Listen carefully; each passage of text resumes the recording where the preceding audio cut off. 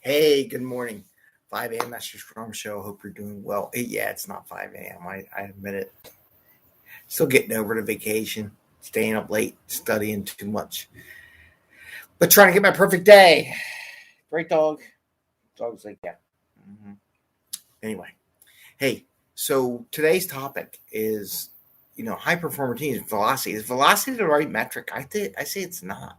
It's an okay metric, but I got a better one for you, and it's related to value and something we'll talk about for high performing teams because it caps out at some point in time. So I want to share that with you today. And this is 5 a.m. Mester Scrum Show. Greg Mester, Scrum Master and Agile Coach, and we talk about Scrum and Agile in a practical and tactical way so you can bring value to the customer. Not work crazy hours.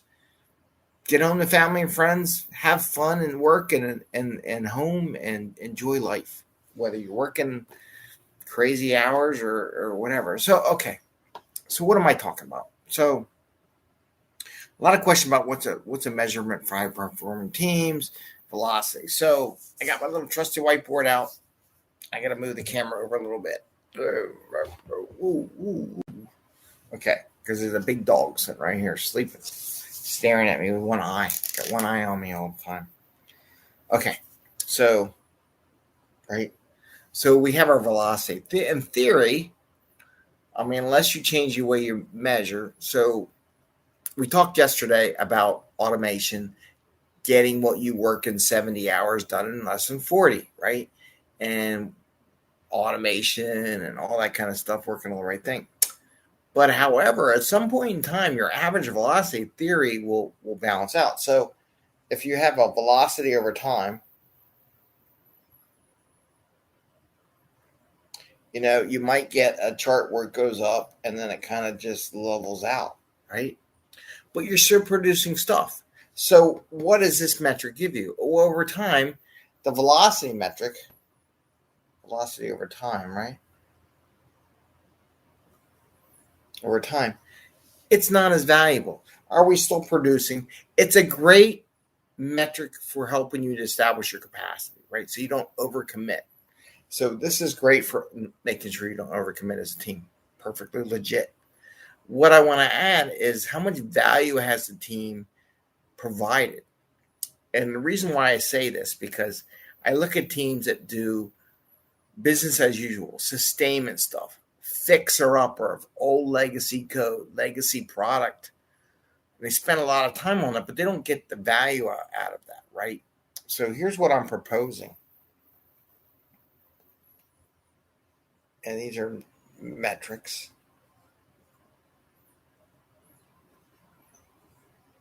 And it's a new one. They're not in any book. This doesn't exist, right?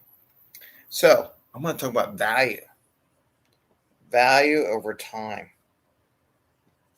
Because you think about it, in theory, you introduce a product, and they all has a life curve, right? A life distribution curve. So when you introduce it, it gets maturity and it comes down. It goes like that, right?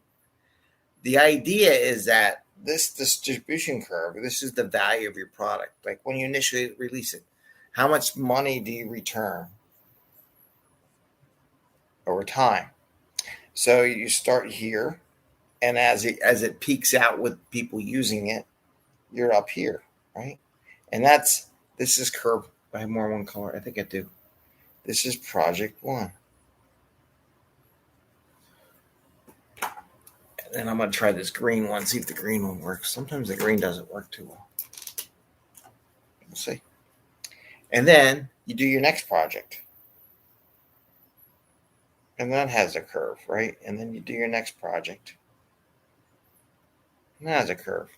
So what you're really looking at is how much value, does your team produce or contribute to the team, right? So now you're not tracking. Well, I'm doing the same amount of velocity, right? So this translates to here, right? But my team has contributed this much revenue to the company, right? So you're doing some sustainment stuff, things like that. They maintain this to keep it running, right? So what you track is the total contribution past work also to the value that your team has contributed. So now when people say, oh, you capped out velocity, your team sucks. No, we've been producing this much value for the company over the life distribution of whatever we delivered before and improvements and things like that. So what I would suggest is that not only do you a velocity metric, but you do a value metric. And one little kicker on this, and maybe I'll talk about this. I'll talk about it now. Why not? So we got the velocity. So now, okay, how do I track it, Greg? When you create stories, one of the tasks is how are you going to measure velocity value, right? So you need subtasks. I'm going to use my blue one because the blue comes out better. You're going to need subtasks. Subtasks. It says, how do we calculate continued value return?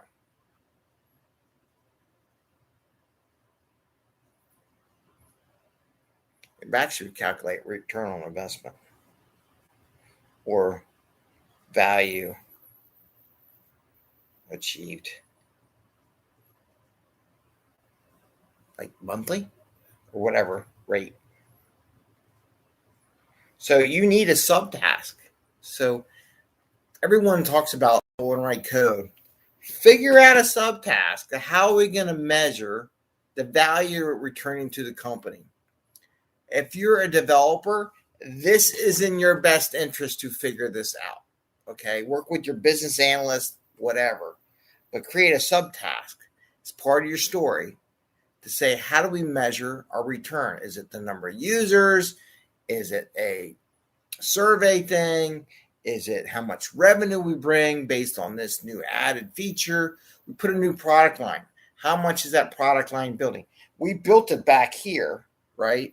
But it's continuing until the product line gets old, except unless you're in the fashion world and you bring back things every 20 years. I noticed, I was in some store the other day, I'm like, this is all from the 70s, all the clothing. So maybe they're trying to recuperate the overlong. But you need a subtask in your system when you build any product that says, how are we going to calculate return on investment? How are we going to calculate value as a metric?